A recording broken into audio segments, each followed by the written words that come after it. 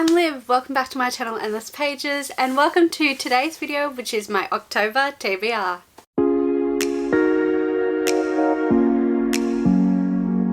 Hello, it is time for the spooky season TBR. I have a couple of set books that I definitely want to read this month, and then the rest is kind of a loose pile of possibilities slash hopefuls. I just kind of have a bunch of spooky reads that I would like to get to, but if I don't get to, I don't get to it. I will replace them with other spooky reads. I'm hoping to mainly read spooky thriller horror books this month, probably mainly more thriller than horror. The only thing kind of set in stone that I definitely have to read this month is For the Thick Thighs Readathon. This is a readathon created by my friend Sash from Sash Reads. This is, I want to say, the third time she's hosted this readathon, and it is a readathon that is purely to read books with plus size representation. So this is running from the 1st to the 7th of October. I will obviously pop down in the description below the link to the announcement videos for Thick Thighs. If you want to join us, it'll be a really fun time, highly recommend, and it's great to find books with plus size representation as well. So there's a bingo board for Thick Thighs. I don't know, I think my TBR is a little bit ambitious for me. It's 3 books. Well, I mean, it's 2 books and a graphic novel, so maybe a bit more doable. I know that doesn't sound like a lot, but in a week for me it is quite a lot. So we'll see how I go. Like I said, 2 books and 1 graphic novel. You can double up in the readathon, so they all cover all the reading prompts on this bingo board, and I'll tell you which book is for which prompt as I go through. The first one is this romance book. This is Taking Danny Brown by Talia Hibbert. This is the second book in the Brown Sisters trilogy. I read the first book last year, I want to say, and I loved it. Gave it 4 stars. Like, I've never given a romance 4 stars before. So this is the second book, follows the second Brown sister, which is Danny Brown. Danny Brown is like a real career kind of girl. She doesn't do relationships. She just does like the sex part. She doesn't do the commitment emotional part, and she's happy to do that because she's just focused on her relationship. However, she, at her work, they do this fire drill, and they're like a really sexy security guard like saves her during the drill, and people film it, and it kind of goes viral, and people are like shipping them. And the security guard, whose name I can't remember, what's his name, Zafir, he's like, hey, can we like fake date, because like people will like us together and it would be great publicity for my charity. So she kind of agrees to fake date him, and then I think, yeah, things happen from there. I don't know, I loved the first book. I loved how she wrote female characters. I loved how she wrote romance. It was sexy, it was fun, it was emotional, it was moving. So I'm hoping this book gives me all of those same feelings as the first book. This is for the prompt BIPOC author. It also covers LGBTQIA plus rep, because Danny is bisexual, and covers read a book as well, I guess we can say.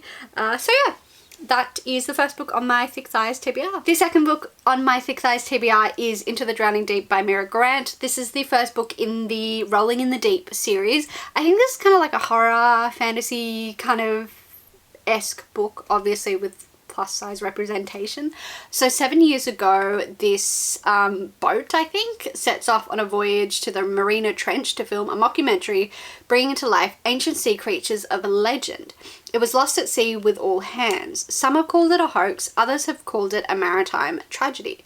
Now, a new crew has been assembled, but this time they're not out to entertain. Some seek to validate their life's work, and some seek the greatest hunt of all. Some seek the truth.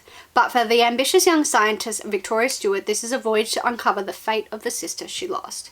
Whatever the truth may be, it will only be found below the waves, but the secrets of deep have come with a prize. This sounds great. This sounds absolutely fantastic and spooky and scary, and I hope it's great. This covers the spooky prompt for Thick Thighs as well. My third and final book for Thick Thighs is the graphic novel. This is the second book in the Rat Queen series. This is book 2, called The Far-Reaching Tentacles of, I don't even know how to pronounce that word. It's a big fantasy word, so I'm not going to try and attempt to say it.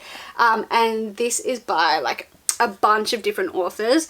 I read the first volume last month and thought it was really fun. This is kind of like a D&D inspired graphic novel series about this all-female crew who yeah, they live in this town and they're kind of really hated in this town for just like, you know, causing constant disasters and violence and destruction in their town. But they're all like really badass fighters. Yeah, and they just get up to no good. They get sent on this mission, but it kind of goes awry and someone's like killing all of the kind of guilds in town. I had fun with the first volume, so I'm hoping the second volume is just as fun and gory. So this covers the graphic novel prompt, and I think it would also cover LGBTQI plus rep as well, because I remember this character had a girlfriend. She had a girlfriend in the last volume, so I don't know if their relationship's seems kind of rocky, so I don't know if they'll be together in this volume or not. So I got two options for queer rep to fit the bingo board anyway. Yeah, all the other prompts on the bingo board are like action prompts rather than reading. So self-care, I'll probably have a nice glass of wine, do a blah blah blah, maybe on Friday night or Saturday night or something.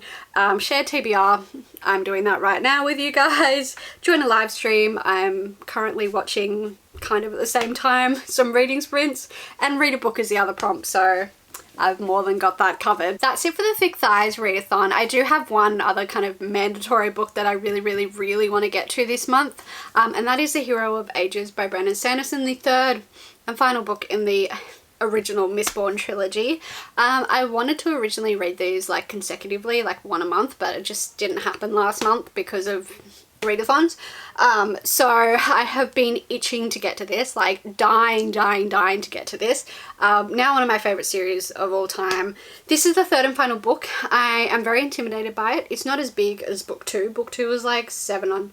Oh, actually it is I'm lying to you. It is as big as book 2. Yeah, it's pretty much a similar size, like 750 pages. So 750 page high fantasy is intimidating, but I found that it's worked really well to read like 50-ish pages a day when I've read the previous 2 books. And then when it gets towards the end, you just fly through it. I am so excited to read this, but at the same time, absolutely terrified. I feel like it's going to break my heart, and I just hope I love it. But I think I will, because book 1 incredible. I loved book 2 as well, and not a lot of people like book 2, but I loved the politics in it. And everyone says book 3 is just incredible. So yes, this is a mandatory must read in October. Okay, the next 2 books are actually off my 12 and 12. So this is The First Day of Spring by Nancy Tucker. This is a thriller. This was recommended by Erin from Sheaves and Shelves, and I want to love this book because I need Erin's approval, honestly. Anyway, this is a thriller. I don't really know much about this book, but that's a good thing. The blurb's very not super specific, like it's a bit mysterious, which I like. It's sometimes good to go into a book without knowing too much. So this says, Chrissy knows how to steal sweets from the shop, the best hiding place, the perfect wall for handstands. Now she has a new secret. It gives her a fizzing sherbet feeling in her belly. She doesn't get to feel power like this at home, where food is scarce and attention scarcer. 15 years later, Julia is trying to mother her 5-year-old daughter Molly. She's always worried, in particular that social services are about to take Molly away. That's when the phone call begins, which Julia is too afraid to answer because it's clear the caller knows the truth about what happened all those years ago. This is also blurbed by Lisa Jewell, who's like a new current favourite thriller author, and she said it was darkly dazzling. And then it's also blurbed by Ashley Audrain, who wrote The Push, which is a psychological thriller that I really loved. I think I read it last year. And she says, will break your heart on every page. So I'm terrified yet excited to read this one, hopefully, maybe. The second book that's off my 12 and 12 list that would be perfect for October is The Haunting of Hill House by Shirley Jackson. This was recommended by Emily from Emily Reads, so thank you, Emily. This is about this, it's described as an unfriendly pile called Hill House, and these 4 people all come to Hill House. There's a Dr. Montague, who is an occult scholar looking for solid evidence of hauntings. Theodore, a light-hearted assistant. Eleanor, a friendless, fragile young woman well acquainted with poltergeists. And Luke, the future heir of Hill House. So at first, their stay seems to be destined to be merely a spooky encounter with inexplicable phenomena. But Hill House is gathering its power, and soon it will choose one of them to make its own. I've seen edits and stuff from the TV show, which I'm sure is quite different, but it really looks good and looks like my kind of show, hopefully. So it would be best if I read the source material first before I watch the show and watch all the books in that kind of world. So yeah, this is another option. If I start getting too scared, I thought I'd put a middle grade horror on there just to even things out and make myself a little less scared. This is Dead Voices by Catherine Arden. This is the second book in the Small Spaces series. This is a middle grade horror series. I read book 1 October last year, so I thought it'd be good to maybe carry on the tradition and read book 2 October this year. Maybe read, I think there's 4 books, like read one a year in October. So the first book was about this kind of bad, scary man called the Smiling Man. This book follows the same characters but a new horror. So I think they're going on like a field trip to the snow and they're going skiing. And then they have a mysterious ghost hunter for company. Strange things start happening. People are seeing stuff. And their fun-filled trip quickly turns into a terrifying encounter with another dimension. There are ghosts on the mountain. Their voices are demanding to be heard, but the price for listening may be too high. So the first book was actually kind of scary for a middle grade. I thought it was really well written. So I'm excited to see where our characters go in this book, and I feel like it would be pretty spooky still, even though it's middle grade. My next option for a spooky read is another thriller, and that is The Only One Left by Riley Sager. I still have never read a Riley Sager, and shame on me, honestly, for that. This is about Lenora Hope, and at 17 she hung her sister with a rope. Now reduced to a schoolyard chant, the Hope family murders shocked the Maine coast one bloody night in 1929. While most people assume 17-year-old Lenora was responsible, the police were never quite able to prove it. Other than her denial after the killing, she's never spoken publicly about that night, nor has she set foot outside Hope's End, the cliffside mansion where the massacre occurred. Stabbed her father with a knife, took her mother's happy life. Now it's 1983 and home health aide Kit McDeary arrives at a decaying Hope's End to care for Lenora after her previous nurse fled in the middle of the night. In her 70s and confined to a wheelchair, Lenora was only rendered mute by a series of strokes and can only communicate with Kit by tapping out sentences on an old typewriter.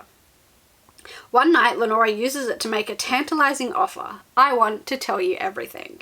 "It wasn't me," Lenora said, "but she's the only one not dead," and as Kit helps Lenora write about the events leading to the Hope family massacre, it becomes clear there's more to the tale than people know.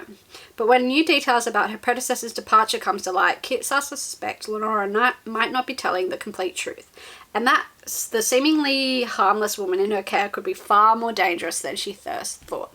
This sounds incredible.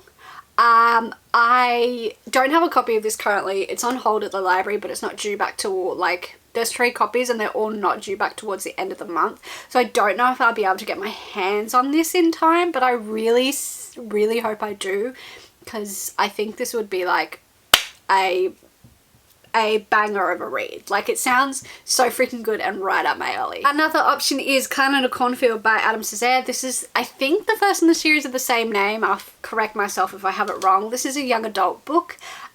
This is about Quinn, who just wants to get out of this small town that she's in, but the town kind of takes a turn when the main kind of factory in the town shuts down, where most people work.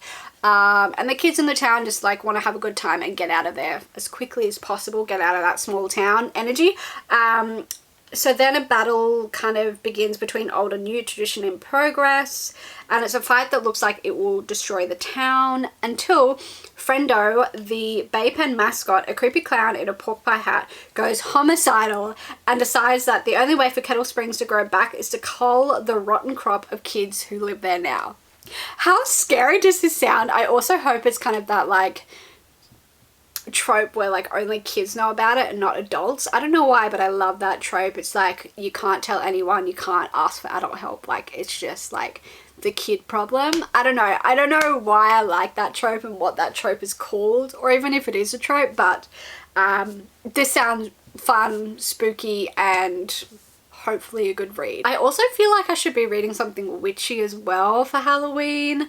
Also, please give me more recommendations if you have more spooky reads that you think I would like or that I should get to in October. Please do let me know. The possibilities are endless at this point since there's no strict TBR. So yeah, let me know if you have any recommendations in the comments below. So thank you so much for watching this TBR video. I cannot wait to see what I end up getting up to in October. I hope you all have lovely spooky months. Let me know in the comments as well. Are you participating in any readathons in October? What are your reading plans for October? Are you going to go spooky, non-spooky, bit of both? Let me know. And give this video a like if you enjoyed, and subscribe if you would like to see more of my content. Thanks again so much for watching, and I will see you in whatever the hell I post next. Bye!